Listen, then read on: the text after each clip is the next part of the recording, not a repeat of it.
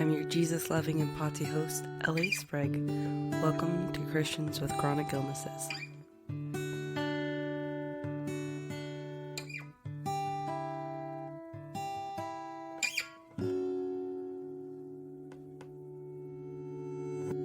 Miles, thank you so much for being on Christians with Chronic Illnesses. I'm very excited to be interviewing you and sharing your story.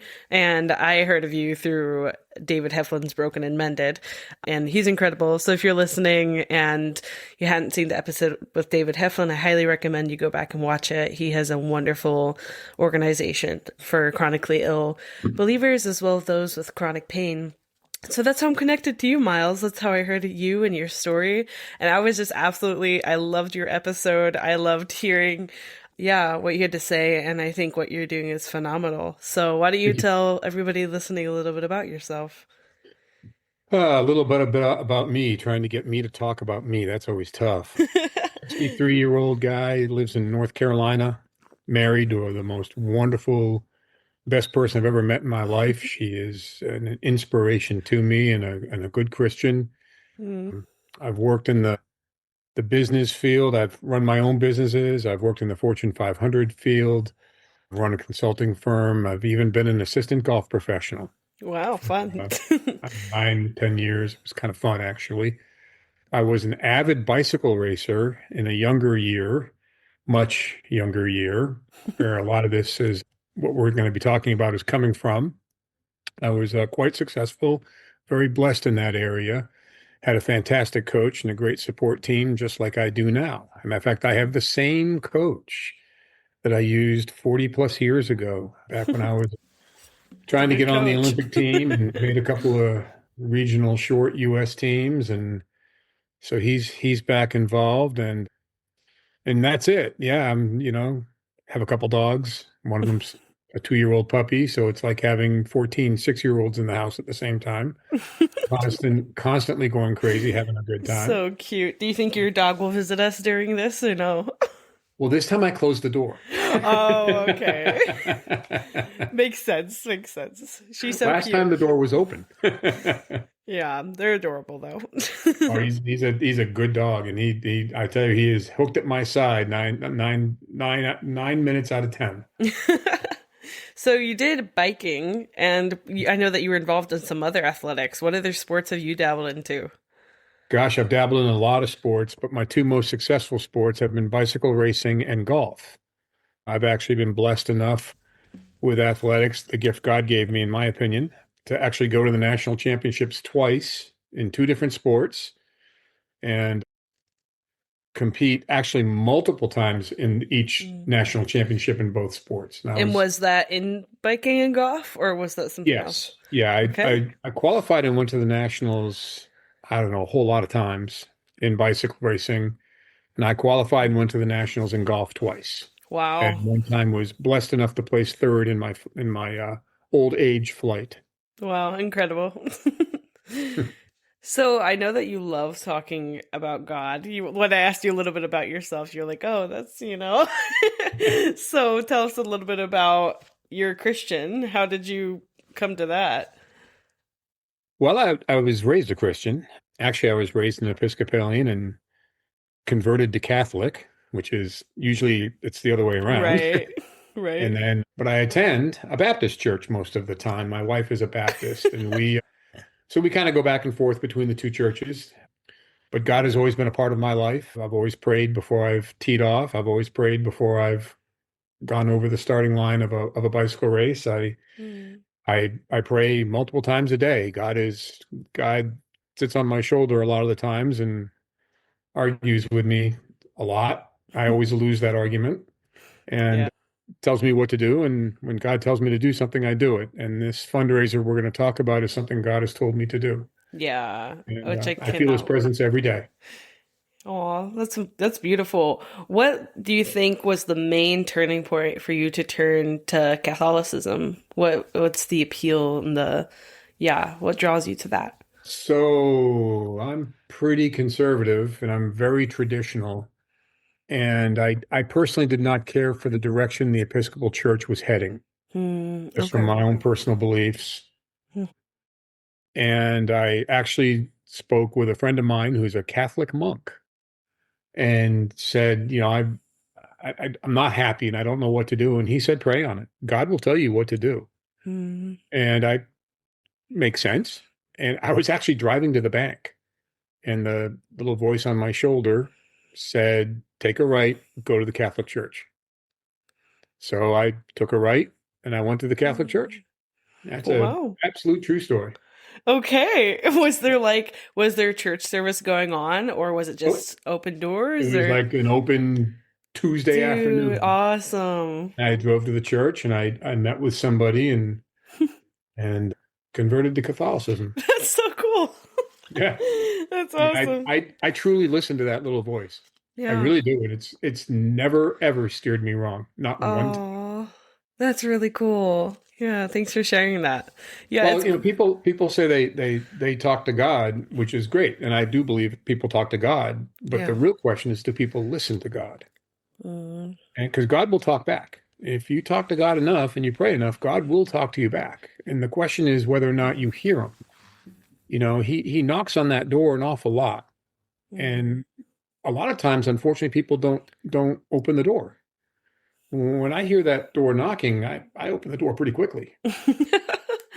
Wow, that's great. You're one step ahead of us. I've Oh, learned the hard way of a few times. yeah. I'm sure. So you have a health issue that I hadn't heard of before. And again, in that interview that you had with David was the first time I'd ever heard of it, which I'm sure isn't surprising because as you go to tell us the statistics are pretty small of the chances of having it. So why don't you tell us a little bit about your chronic illness? So I was diagnosed probably 1 year ago. The next day after tomorrow is probably the diagnosis date 1 year ago. My first symptoms were 1 year ago Oh yesterday. my And goodness. then 1 year ago today, I spent multiple trips to the emergency room trying to figure out what was going on.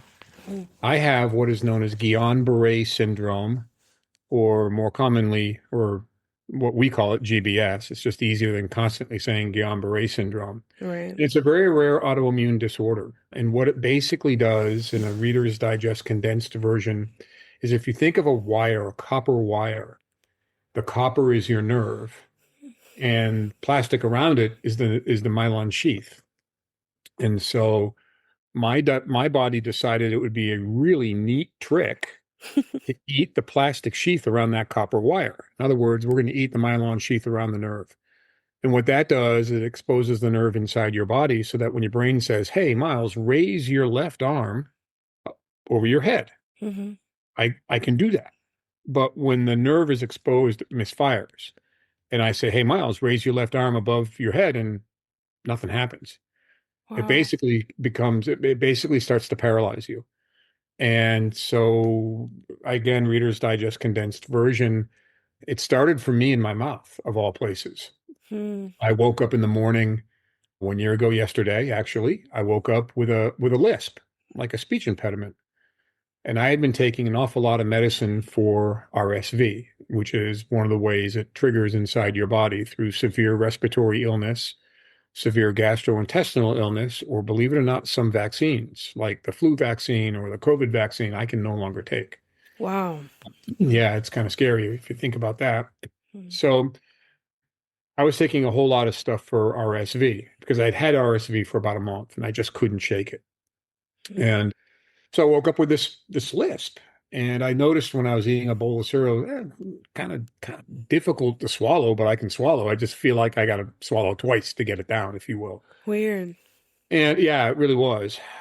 And I was up in the mountains helping clear a tree that fell across my driveway up there, and it was 18 degrees -1 wind chill, so it was very pleasant and tropical out, needless to say. And I was out there for hours, and at some point, I had turned to talk to say something to my friend, and I caught a mouthful of sawdust. And I noticed the next symptom was I couldn't spit. I had this mouthful of sawdust, and I couldn't, get it out. I Right. couldn't do it. So I had to take my glove off and kind of clean out my mouth. And I thought, well, that was kind of weird. Yeah. But I said, well, it's really cold. You get kind of frozen feeling in your mouth, and I'm having all this reaction to these drugs I'm taking. It's gonna be fine. Right. Yeah, right. So we finish clearing the tree, and I go back in the house, and I'm like, well, all right, I'm gonna go take a shower and I'm gonna clean up because I've got my stepson and his family coming to go skiing in the next couple of days. I'm just gonna stay here at the house. And that little voice on my shoulder came up again. And he said, no, you need to go home. And I was like, no. And you'd think I'd learn, right? There's no point Right. in arguing with the little voice. I said, no, no, I'm just gonna go clean up. Everything's fine. Everything's, it's just a reaction to the medicine. Everything's fine. I'm just gonna go clean up, and in a couple of days, the family's coming up. It's gonna be fine. And the little voice said, no, you're going home. And I realized I said that was a little sterner than normal. Okay, I'm gonna go home. I didn't bother to clean up. I just kind of gathered my stuff, got my dog, put him in the truck, and I'm actually in the truck. Mm-hmm. And the little voice says, you need to close the house down. You just can't drive away. You need to drain your pipes and shut the house down like you're not coming back for months. Wow.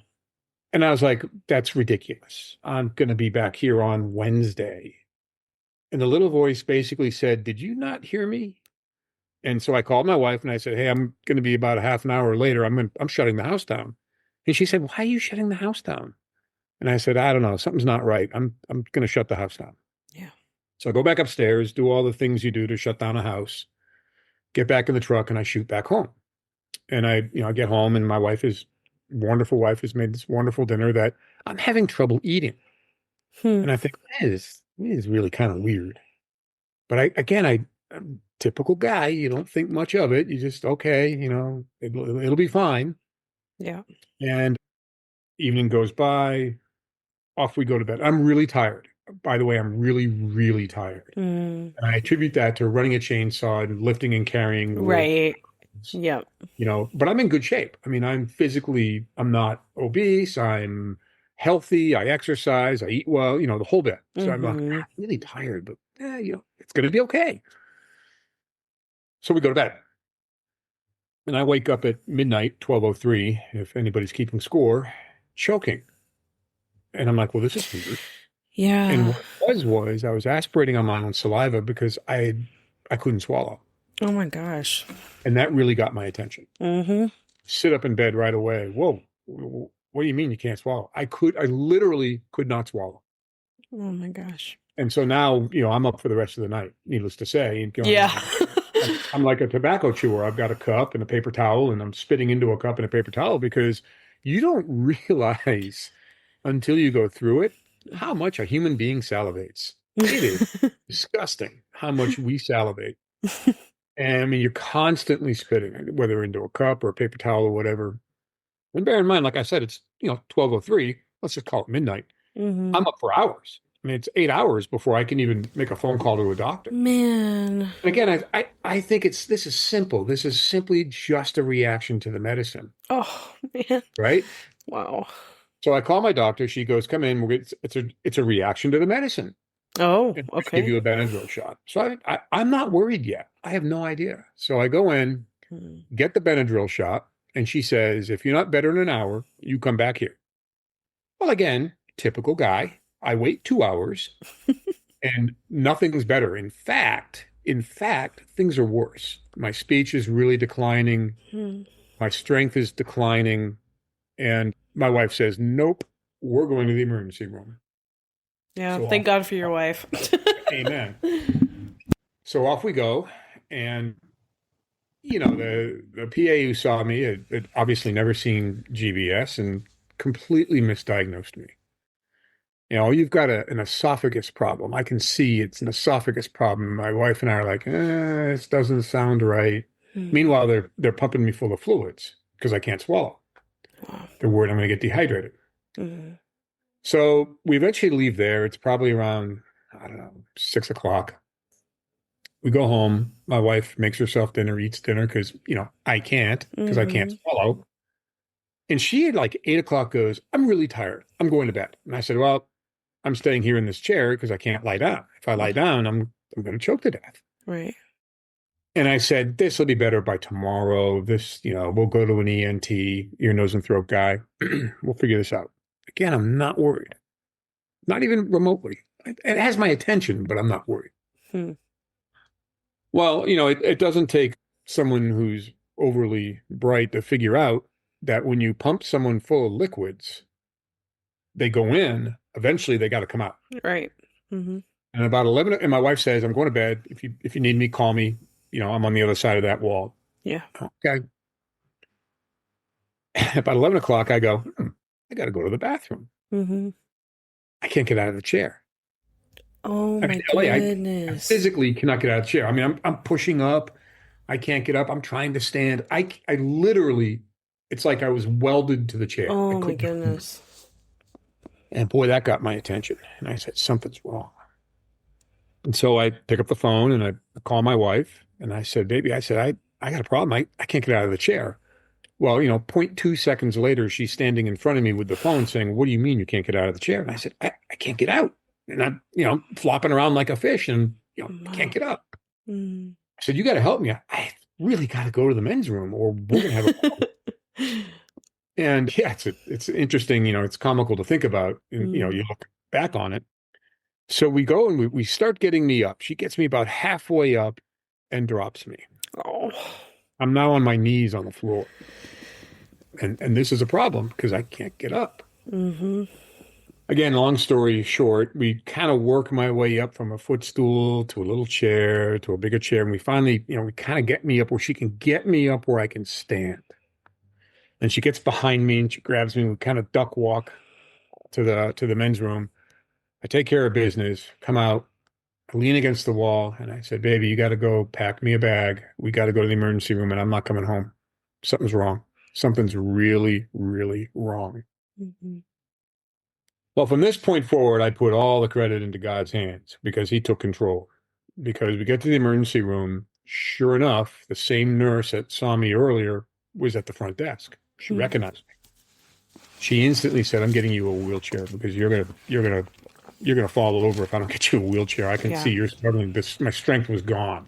Yeah. And I barely had enough strength to get back into my truck. She drove, but to get back into my truck from the first visit. So after a little bit of a wait, not long, I mean, it wasn't long. She said to me, she goes, you're going that way and you're going to see a doctor. No more PAs for you. You're going to see a doctor. Hmm. By the grace of God, the doctor I saw was the chief of staff. That's pretty impressive. He just happened, that was his night in the emergency room.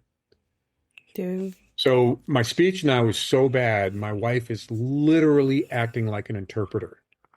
I mean, my speech was so slurred and Yeah. so lisp. And I also didn't have the strength to get out of I couldn't get out of the wheelchair, but to sit up in the wheelchair. So if I kind of fell back, Yeah. I didn't have the core strength to sit up. My strength is leaving in record pace. Hmm. So he gets me up onto the bed. My wife and the doctor did it together. Because I just, Impressive. I'm like a giant rag doll, right? And I get up there. My wife's interpreting what I'm saying, and he looks at me and he says, Mr. Washburn, I think you're having a stroke. The only word I heard was having. That's the only word I heard was, oh my gosh, I'm having a stroke. And he said, we're going to get you a brain MRI right now. You are cutting the line. You are next on the docket. And through my interpreter, my wife, I basically said, I can't lie down or I'm going to drown. And he goes, okay, I'm going to give you a really big dose of what is called Robenol. And what that does is it's miracle drug number two. We'll get to miracle drug number one in a minute. Okay. It's miracle drug number two because what it does is it dries up all your secretions. So you don't salivate. When your eyes blink, it feels like you're blinking with sandpaper. You just become Ouch. instant dry. And it took minutes to work. I mean, by the time I got to the MRI where they lie you down, I was absolutely dry. Wow. That sounds so So an hour uncomfortable, and but better a than half. drowning. Yeah, exactly. An hour and a half, an hour and 45 minutes later, that was, pleasant lying in there thinking, what is wrong with me? I'm having a stroke. I come out of the MRI and, you go back, you figure you're going to go back to your little room and eventually the doctor is going to come see you and give you results, right? I got back to my little room. He was standing in the room waiting for me. And again, all grace to God. Yeah, I had zero wait time. that's And incredible. he says, well, the good news is you have a brain and there's absolutely no lesions. So you're not having a stroke. And Hmm. this is when I heard it first. He said, you have one of four things. You either have Guillain-Barré syndrome. That was the first time someone had ever said it to me. Or you have Elliott-Barr syndrome, or you have an exotic tick or spider bite. And then there was a fourth thing he said, and quite frankly, I don't remember what it was. Hmm. And then he said to me, he goes, where have you been? And through my interpreter, my wife interprets and says, well, we've been to Beach Mountain, Pinehurst, and Banner Elk. And he said, no, no, no. Where have you been? I mean, where have you been? Hmm. Thinking I had been on vacation somewhere, gone to the tropics somewhere, Right. been bitten by a spider or a tick. And I said to him, I said, Doctor, I have been Pinehurst, Banner Elk, Beach Mountain. That's it. Nowhere Hmm. else. And he said, well, okay. First thing is you're not going home, you're being admitted. Well, I knew that was coming. So that wasn't a Right. surprise. Yeah.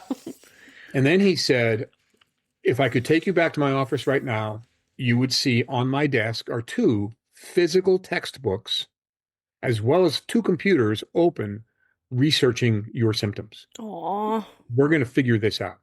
Aw. Okay, what do I know? Now, by the way, I'm worried. Hmm. This has really gotten my attention. Before I was saying I'm not worried yet, I'm not worried. I'm now worried. Yeah. From there, I went, I got CAT scans, MRI, spinal taps. I stopped counting blood at 16 vials. Oh my Um, gosh. what's the point of counting at that point, right? If you open up your computer and you open up a spreadsheet, all those separate little lines, Hmm. I had two and a half computer screens of tests. Wow. Yeah, it was incredible. Wow. So I get admitted to the hospital. It was probably a couple of days before I realized I was in the ICU. And that's when I realized, ooh, Oh my goodness. this might be serious. Yeah. And meanwhile, I can't move. I mean, I can't move. I can't move my arms, can't move my legs, I can't swallow, you Wow. know. So the miracle drug started for me, I don't know, on day three, probably day two. And that was the IVIG plasma. And that's what they treat Guillain-Barré with. One of the things they treat Guillain-Barré with is IVIG plasma. Mhm. And I remember when the neurologist came in the morning and he tested my reflexes, he went, "Oh, that's great." And I said, "What's great?" He goes, "You've lost your reflexes." I said, "How was that good?" And he goes, "Because I think you have Guillain-Barré syndrome. And when your spinal tap comes back, it's probably going to come back positive. And when it Yeah. comes back positive, I'm going to know exactly how to treat you." Right. So I can see how he'd think it was great. And so he Hmm. comes back that afternoon, I don't know, 4 or 5 o'clock, and he comes back and goes, "Yep, your spinal tap came back. You have GBS." I still have no idea what this is. I have no clue. It's like saying, "Hey, you got the flu. Hmm. Okay, give me medicine. I'm all better, right?" Right. And that's what I'm thinking. Okay, well, I'm in the best place possible. Well, I was anyway, but I'm in the best place Hmm. possible. I'm going to get the medicine. This is going to go away, and off we go back to a regular life. Right. Yeah, no. So, so I'll never forget, when he says, "Yep, you have Guillain-Barré, and this is what we're treating you for." The nurse came in and they took off so much medicine off my little metal rack that was up here Hmm. because the doctor said I was treating you for all four things. Wow. Oh my Because we didn't goodness. know what it was, but we're going to treat you for all four. So we're going to stop the development of this, Wow. which is what they did. And now that we pinpoint what it is, we're just going to give you medicine for GBS. Yeah. Wow. Yeah. Thank God they were able to pinpoint it. Well, I will tell you, my doctors, my nurses, my caregivers, my therapists, all of them, I would give every single one of them an A plus. I really Hmm. would. Especially, a year later when you spend some time researching GBS and learning about it. these people were as handicapped as I was for the most part, because some of them had never had a GBS patient. So they were probably learning as I was. I'm Yeah. learning, I'm asking Dr. Google, which the doctors tell you never to do. Don't ask Dr. Google anything, but I'm asking Dr. Google about GBS. They're Mhm. probably doing the same thing. And how do we deal with this For guy? sure. Yeah. My neurologist said that, of course he had seen it in his 20 plus year career, but I might be, his fifth case. And by the way, he hasn't seen a case in 5 years. Hmm. My GP doctor, who I think the absolute world of and is phenomenal, she's been doing medicine, I think, for 22 years. I'm only her third case. Wow. I mean, think of the amount of patients these doctors see. Hmm. You Yeah. know, Especially in the ER. right, Yep. right. So at the end of the day, the IVIG plasma, the number one miracle drug in my eyes, good turnaround. I mean, my recovery, my neurologist said that I fell off the cliff really, really fast. Hmm. And I give them a lot of credit because they diagnosed it really fast. It could have been a lot worse. But they also said I climbed up the cliff really fast. As a matter of fact, the neurologist said I was the poster boy of recovery. He'd never seen a case recover this fast. Wow. And I said to him, I said, well, God's over here working in my corner. Hmm. I can't lose here. Hmm. And I actually had a pastor walk in, knock on the door, hi. And of course, I can't move my head, come on in, right? Walk over here so I can see you. And this Wow. gentleman walks in. He's a nice guy. To this day, I'm in touch with him. To this day, we've remained friends. He's probably in his young 40s. And he said, I'm going to introduce myself to you, but I want to ask you a question first. And I said, sure. And he goes, do you think God has left you? And I said, absolutely not. I said, God's here in this room with me. He has not left my side. He is why the way I am now could be a lot worse. And he goes, that's unbelievable to hear because most people in your situation would say yes. And I said, absolutely not. I said, God is in this room. I can feel him right now. I can feel him with us right now. And then he introduced himself and I found out he was a pastor. I thought, well, that was the right answer. Right. And so, LA, I eventually, as we talked earlier, I left the hospital. I was in the ICU for 7 days. Mm. I was Wow. blessed enough to walk out with a cane, which I think is, my wife said it. She goes, this is a miracle. You're walking out of here with a cane. And I said, yes, it is. Mm. And, as time went by, my therapists were all like, you don't need us. Wow. You're okay. Yeah, I still have some lingering issues that I have to deal with. But to get to my fundraiser, I was coming back from the mountains one day, just myself and my dog. And I was talking about Mount Ventoux and bicycle riding, and my wife and brother put it in my head to climb the mountain months ago as a past rider. And I was praying about actually, climbing that mountain. I said, you guys don't know the training involved in something like that. And I was praying about it, and God said to me, the little guy on my shoulder, right? Mm. He said, you're going to climb the mountain. I said, no, no, I'm not. I'm not doing this. I'm 63. No, I'm not. The training will take months. It'll be vicious. It'll be hard. It'll be brutal. And the little man on my shoulder said, well, you're going to do it as a fundraiser for the Guillain-Barré Syndrome Foundation. Mm. And the very next song on the radio came on, and it was Don't Give Up.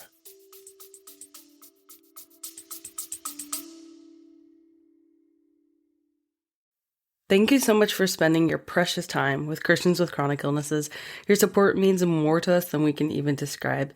If you have a desire to donate or join a subscription for Christians with chronic illnesses, please see links in the show notes below.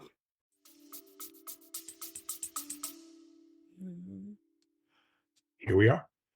Yeah. Here we are. Yeah.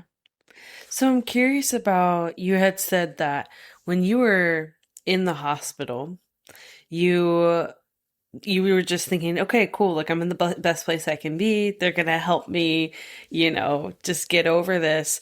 And obviously they have helped you and you had such a quick recovery. But as you had mentioned, it's not something that just goes away. So I'm curious, Yeah. what's the, what does the Guillain-Barré syndrome, how is that affecting your life now, or how could it affect your life? Yeah, what does the Sure. chronic side of that look like? So you keep it forever. It's like the chicken pox where it lives in your body. Your chicken pox lives in your body as shingles. Hmm. This lives in your body forever as well. And it can come back. The repeat rate of it is about 2 to 3%, which is very low, but Mm. all we patients hear is 2 or 3%. And yes, it can come back, and that's terrifying. Mhm. I do have what I call a GBS hangover. I suffer from, I have some nerve pain. Like I have some today, right now, as we speak, in my shoulder cradle, which goes from about here to here in your back, and it goes down and around like that. I'm sure it's Wow. from the ride today. A lot of bumpy, unsmooth pavement irritates it. Hmm. I get anxiety. The anxiety can be pretty tough sometimes, especially because if I know I'm going to be in a large group somewhere, if I have to travel like through an airport or something with 30,000 of my best friends, you don't know who's sick. You know, who has RSV, who has a sinus infection, who Hmm. has the flu, who has COVID. And these are all things that can re-trigger, if you will, Guillain-Barré, make it come back, if you will. Which so Yeah. I try to control my controllables and stay out of those groups, you know. Yeah. The one for me that's the worst, and it can be absolutely crushing at times. I actually had the experience the other day on my bike, Mhm. the chronic fatigue. I was on a 37-mile ride, and on mile 12, we came to a very busy intersection where we had to stop. And I put my foot down and I went, wow, I'm just, I'm just done, Mhm. done. I mean, I need to go sit in my chair and be done I'm done. I don't want to do a thing. Wow. Well, 25 miles to go. Right. There's not much you can do. You just kind of hang on and deal with it.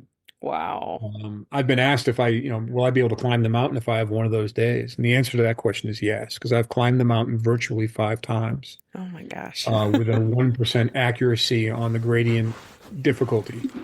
And I Wow. climbed it on a day where I was just like that, where Wow. you Gosh. know, I did a 6 mile warm up on a virtual downhill warm up. And I was like, I can't do this. I can't do this. And I was like, well, what are you going to do if you wake up like this that day? So Mm-hmm. let's see if you can do it. In LA, I did it, but it was brutal. And Wow.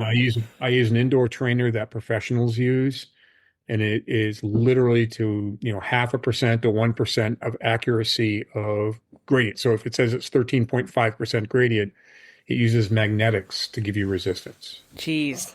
So it's pretty sophisticated. I mean, I don't understand it all. I just have to ride. Right. Yeah, you know it works. Um, Yeah. but for me, that's the real. Those are the real big.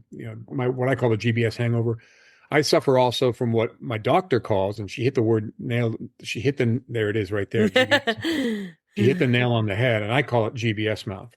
And she says your tongue feels heavy because that's where it started, and I've got some nerve damage in my tongue. So sometimes it's Wow. difficult for me to make words or to formulate multiple words, to come Hmm. out coherently in a sentence, especially when I'm doing something sometimes like this, or if I'm doing, if I'm thinking while I'm talking, like I'm trying to, we're carrying on Hmm. and, a pretty interesting conversation. You're thinking ahead to what you're saying, and I'll get some people call it tongue tied, but this is truly GBS mouth when it happens. Yeah. So it's just hard to formulate words. Is it hard Sometimes, to yeah. like does it ever affect your cognitive thinking or No. no? Okay, that's nice. Yes. That's good. So it's just a physical like Yeah. gotcha. And that's due to nerve damage. Like it's like sometimes if you like somebody who might have MS might have problems with their strength in their legs or something like that. It's the nerve damage in the tongue. Mm-hmm. Okay. So Yeah. you talked a little bit about the fatigue. What do you think is different between the GBS hangover fatigue and like normal tiredness? It's like being underwater. Hmm. It's funny because I was talking to a GBS patient yesterday about it, a friend of mine Hmm. who I met during a GBS event, a foundation event. Yeah. And I was talking to her, and she said, "Yeah, she goes, the fatigue is different." And I said, "Yeah, it is. I'm trying to find the right way to describe it." Hmm. And she said, "It's like being underwater. It's like Hmm. you have the weight of the water.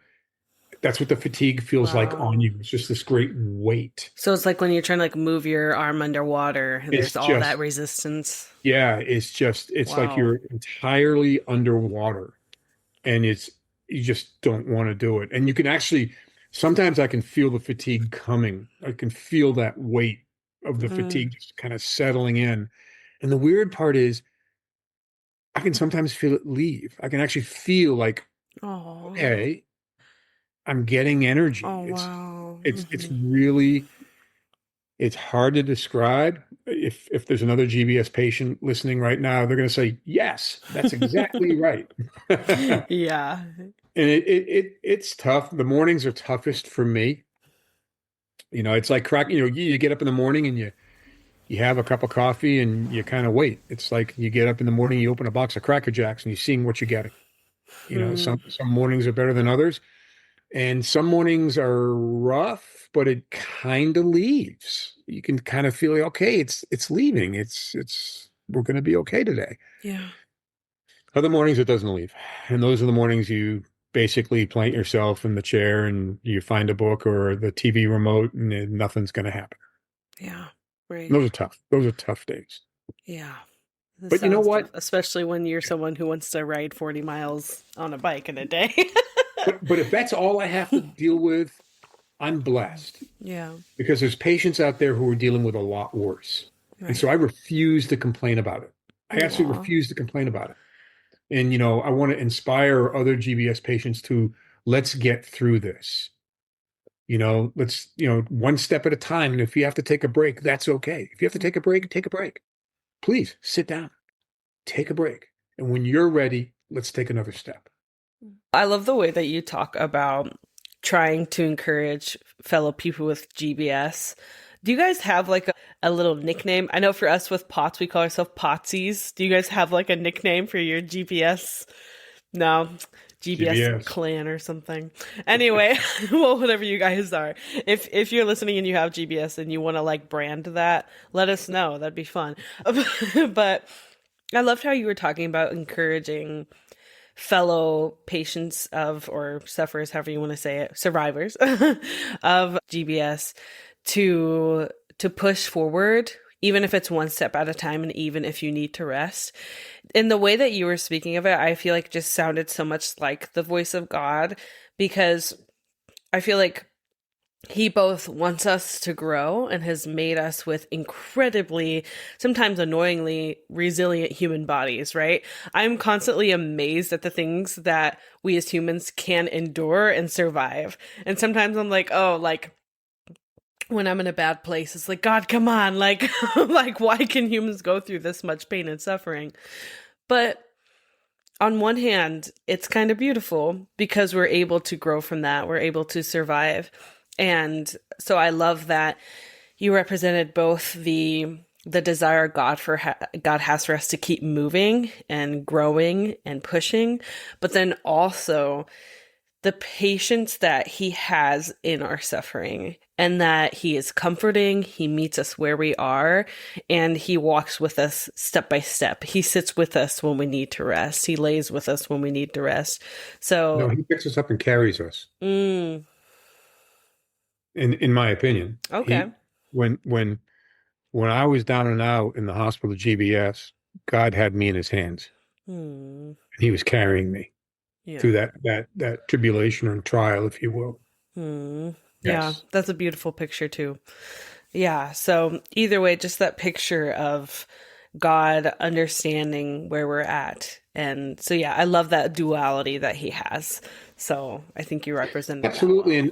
And, I was asked the other day by somebody, they said, oh, why do you think God gave you GBS? And I said, well, I'm not sure God gave me GBS. I mean, God has a plan. Hmm. He has a plan for all of us. And so obviously in the plan, this was something that was going to happen. Yeah. But I refuse to, I mean, and I have my moments. I'm human. I have my moments, but I refuse to wallow in the pool of self-pity. Hmm. And I also refuse to wallow in the pool of why. I would rather swim in the pool of, I'm going to do something with this to help others, Yeah. and recovering patients need help. Recovering from GBS is not an inexpensive thing.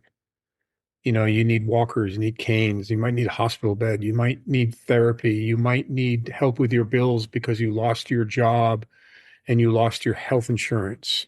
You need help. Yeah. Well, and that's where the foundation comes in.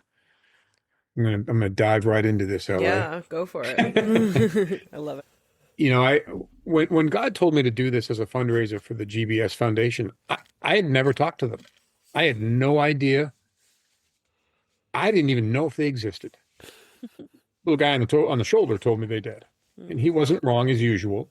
Mm-hmm. And so I came home and told my wife the story, and she says, "Well, that's it. This is what we're doing." Okay. She goes, "If God told you to do it, we're going to do it." And of course, Aw. right. So I, get on the computer and I find Dr. Google and I ask Dr. Google about, is there a GBS Foundation? And sure enough, the GBS CIDP Foundation International pops up. And I reach out and I call them. And I said, geez, I'm a GBS patient and this is what I'd like to do. I'd like to do a fundraiser. Well, of course, that'd be great. And I said, but tell me, I mean, every medical foundation, because I've worked with them in the past. In a previous organization that I was actually the international president of, we worked with the V Foundation for Cancer Research. Mm-hmm. So I've had some experience with foundations before.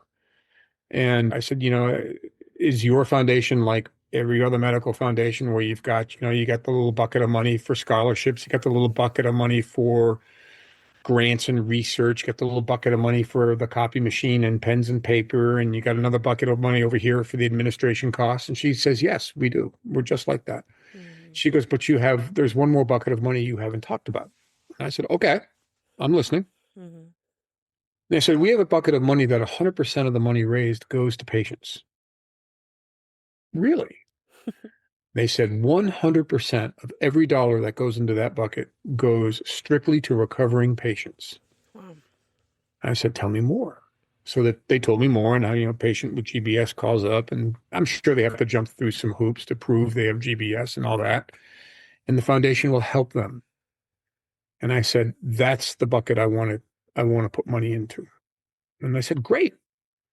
So we started this fundraiser, Miles for GBS, where I'm going to be cycling up Mount Ventoux, third hardest climb in the world, 16.2 miles uphill Wow. with various gradients between 4 and 13.5%. And 13.5% is like climbing up a wall. It's vicious. It's just so steep. At any rate, we're doing this fundraiser and to date, we have raised $40,132 so far. Wow. And Incredible. and of that money, $40,132 will be going directly to patients. So the natural question comes, well, gee, Miles, who's paying for the fundraiser? I am. My wife and I are absorbing all the costs of this fundraiser Wow. so that every single dollar raised will go to recovering patients with GBS. Wow. I have a Facebook page, Miles for GBS, and that would be FOR, not the number four, but the word for Miles for GBS. Mm-hmm. And people can follow me there. And through that page, there's a little section, and this in Facebook, where you can go to links, and that links goes directly to my webpage where you can learn more about the story and donate directly. And the LA, the thing I would tell people is I'm not asking for the mortgage on their house. I'm not asking for their car payment. I'm simply asking for anything they can afford to give, whether it's $2, $20, $2,000, whatever someone can afford to give. Mm-hmm. I certainly don't want them to go into debt. I certainly don't want them to hurt their life or their lifestyle, Right. but anything anybody can give, even those small donations, a whole lot of small donations add up to a big donation, and every little bit helps. And that's why I say, if you can only donate a couple of bucks, please donate a couple of bucks. It makes a difference. And when 100% of the money goes to the patients, it really changes lives. Mm-hmm. And that's what we would do. Mm-hmm. I went to church. Imagine that, right? I go to church a lot. I went to church the other day, and my pastor was actually retiring. It was his last sermon. Oh. And so I went. I was curious what he was going to talk about. And he gave this wonderful sermon. Fast forward to Valentine's Day. They had a Valentine's Day banquet or dinner at the church, and my wife and I went, and the old pastor was there. And I pulled him aside and I said, Steve, I said, I have to thank you for your last sermon. He goes, what? And I said, I felt like I was the only person in the room and you were talking directly to me. Mm. He goes, what did I say? And so I talked to him and I told him about his sermon. And I said, in that sermon, you quoted 1 Peter 4:10. And he goes, yes, I did. And I handed him one of my brochures about my fundraiser for Guillain-Barré syndrome for recovering patients. And I said, your sermon, I've been looking for a Bible verse to wear on my jersey and on my support team's shirts, if you will. Yeah. And I said, I have struggled and I have talked to priests, I have talked to pastors, I have talked to people who know the Bible, and I've gotten, I can't tell you how many suggestions as to what Bible verse should be on my clothing going up the mountain. And I said, but you told it to me in your last sermon, 1 Peter 4:10. As each has received a gift, use it to serve one another as good stewards of God's varied grace. What is my gift? My gift is athletics. It's been athletics all my life. I've had success in other things, of course, but my true passion and my true love has always been athletics. Mm. So I'm using athletics Yep. to to serve others, if you will. So Okay. I'll be wearing 1 Peter 4:10 on each shoulder so that when cameras take pictures, they see it. That's My awesome. support team, and there's a bunch of them, will be having it across here, 1 Peter 4:10, and across the back where someone's name might be, will say 1 Peter 4:10. Do you have other people riding with you? Is that your I support team? do, actually, Oh my gosh. surprisingly, crazy enough to do it. My cycling coach, who's 82 years old, Oh. and was the cycling coach who said to me at one point in my career, it's not if you go to the Olympics, it's which one I send you to. And I believed him because he was one of the Olympic team coaches, Wow. kind of an inside there. Mm-hmm. He said to me, he goes, Miles, I am not going to train you to go up the mountain and not do it myself. I'm going to go with you and help support the Oh. Guillain-Barré Syndrome Foundation. Oh. He's Wow. 82. I talk to him or text him virtually every day about my progress and how the GBS is affecting my body and how the training is affecting my body versus the GBS. And the two of them are constantly going like this. Mm-hmm. And then we have to figure out how to work with that. Yeah. The other rider going up the mountain is back in the day, I was a sprinter. I was not a hill climber. So I've had to really change how I train and really change how I look at Yeah. them. Wow. I was a sprinter. And for any of those out there that follow bicycle racing or have watched the Tour de France, you familiar that a sprinter has what is called a lead out man. And that lead out man stays with the captain of the team or the sprinter, if you will, mostly throughout the ride to make sure that, they're protected. And as you get closer to the finish line, that lead out man kind of leads you towards that and accelerates as hard as he can so you can come around him almost like a slingshot and hopefully win the race. Best lead out man I ever had is a gentleman named Tom, and Tom has MS, and Tom is going to ride the mountain with me as well. Wow. I when both men told me they were going to do it, I was moved to tears. Yeah. I can So see why. it's dedication to the rider, the sport, but also to the GBS Foundation. Yeah. It's just they really care about you.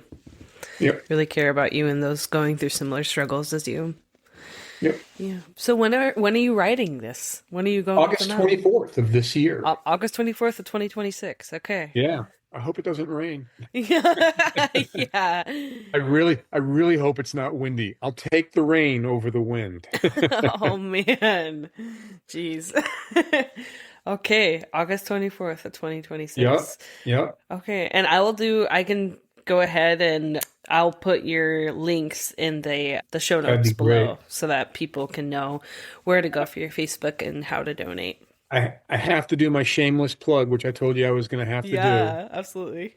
So none of this could be, well, I shouldn't say none of this could be possible without my sponsors because I'm eating the cost. So when the sponsors say, "Hey, I'm going to buy put my name on your jersey or on your shorts, or I'm going to buy your local sponsorship so I can be on your brochures," Mm-hmm.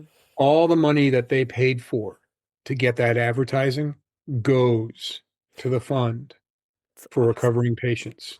None of it's going to my expenses. Again, we're eating all the expenses. So when the CETA Foundation made a large investment to be right here on my jersey, Mm-hmm. all that money goes to the GBS Foundation for Recovering Patients. Callahan and Rice Insurance Group out of Fayetteville, North Carolina is one of my sponsors. Delta, Delta, GBS mouth, Delta Custom Leathercraft and Infinite Space Quilting of all places out of Denver, Colorado have jumped on board, which is amazing to Awesome. me. I mean, I'm in North Carolina. I've got some local sponsors, Talamore Golf Resorts. If there's any golfers out there, I used to work there. I was as an assistant pro. It's one of the places I spent some time at. Heart Pine Builders build custom homes. And then, of course, I've got Camina Design and Construction, who also build custom homes. So all of these companies, while yeah, it's a shameless commercial plug for them, Mm-hmm.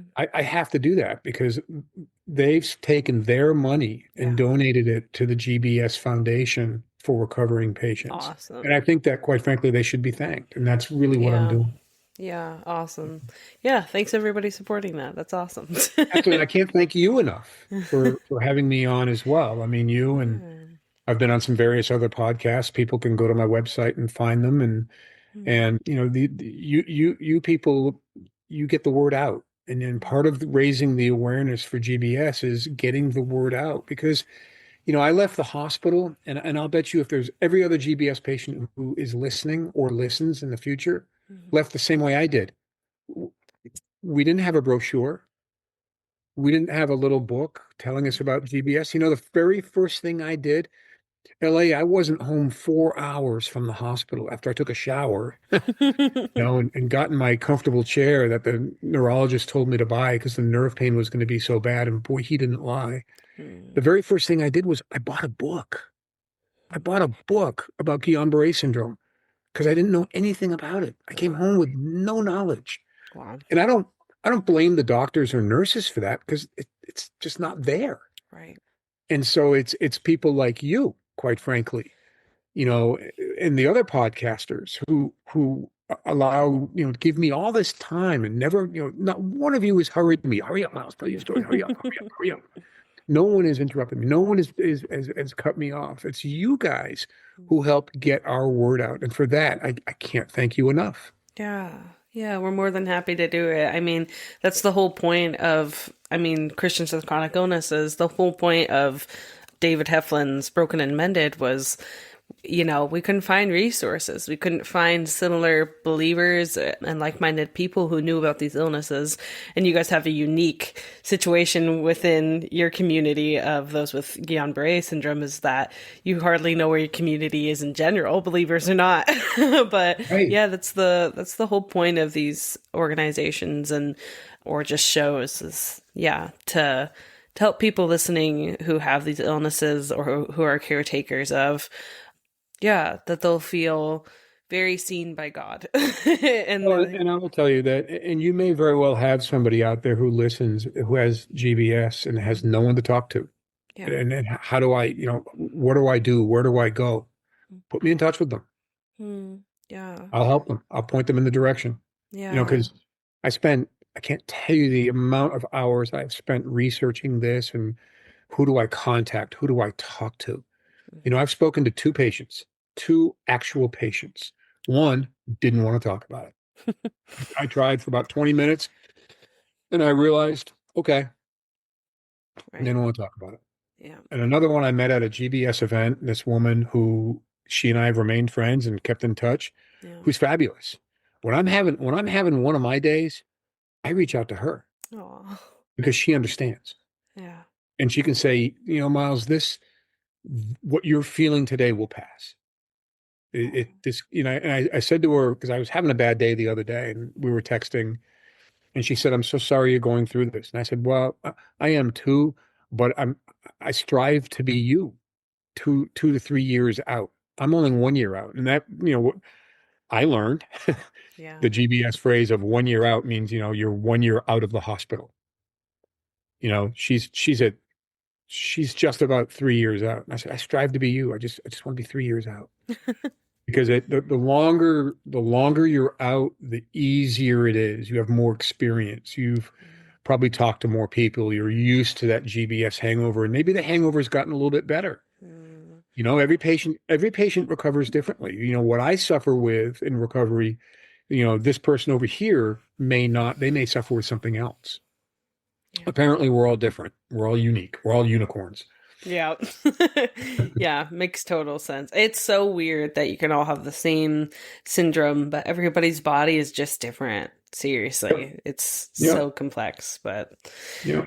yeah, the blesses and the difficulties of being made in the image of God, right? We're all very intricately made and very unique. So Complex. yeah, for sure. But Well, I am the definition of blessed. yeah. I love your perspective. I love it so Thank you. much. So I think the last question I would have you answer before I end this episode is, what would you say is one biblical truth that you would want everybody with GBS to know? God does not leave you. He never has and he never will. Put your faith in him. Walk with him. And when you can't walk, let him carry you. Mhm. And he will mend your body Amen. and your soul. And don't doubt that he's there, because he is. He never left me. He's here right now with me right now. Thanks, Miles. Thank you so much for your vulnerability and for your encouragement. And I really hope that someone out there was encouraged. And I really hope that people will give to the fundraiser that you're doing. Miles for GBS on Facebook. If you can't find it there, you can go to I'll tell you where you can go. If you don't have Facebook, you can write this down. Go Or go to the show note links below. Yeah, that's right. You'll put the link up there. That's good. Mm-hmm. Good point. I'll let you put the link up there. It saved myself all that really weird reading of stuff. Yeah. Well, thanks again, Miles, for being on the show. I really appreciate it. Thank you so much for being a part of the Christians with Chronic Illnesses community. Please remember to follow, rate, and subscribe to the show. You can also follow us on our socials at CWCI Podcast. And if you're interested in sharing your story, please email us at cwcipodcast@gmail.com. If you are interested in contributing to the production of Christians with Chronic Illnesses, please see the show notes below for subscriptions starting as low as $1 a month, or email us for a more direct way to give. This show is hosted and produced by Ellie Sprague, and our incredible logo, thumbnail, and overall CWCI artist is Brianna Middleton. This show is intended for entertainment and encouragement purposes only. Please talk to your doctor before trying anything you hear on this show. Until next Monday. I present to you The Supernatural Case of an Accidental Time Traveler by my husband, Paul J. Trumba. It's a super interesting book. I'm not even much of a reader, but I read through this thing pretty easily. It's pretty large print, and it's about 500 pages. You can find it on Amazon. It's about Lou Barrett, who suddenly finds himself in London in the 1800s. He has no idea how he got there, and he goes on to form a really hilarious and cute relationship with a witch, a wizard, and a brawler, and they go on to fight supernatural evils together. I highly recommend. It's definitely for mature readers, but it's a really good book, and you can find it on Amazon. Again, that's The Supernatural Case of an Accidental Time Traveler by Paul J. Trumba.